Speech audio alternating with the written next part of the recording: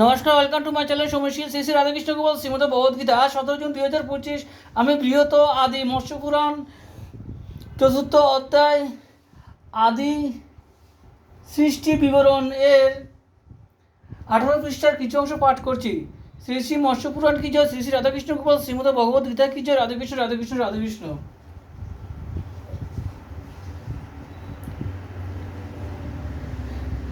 আর যে স্থানে রহে দেবী সরস্বতী, সেই স্থানে সদা পিতামহের বসতি। ছায়া যথা আতপ না পরিত্যাগ করে, ব্রহ্মা পার্শ্বে তেমন গায়ত্রী নিরন্তরে। বেদরাশি বলিয়া বিধিত পদ্মাসন ও সাবিত্রী, সেই বেদে অধিষ্ঠিতা হন। অতএব বিধাতা সাবিত্রী গমনে কোনো দোষ নাহি হয়, জানিবেক মনে।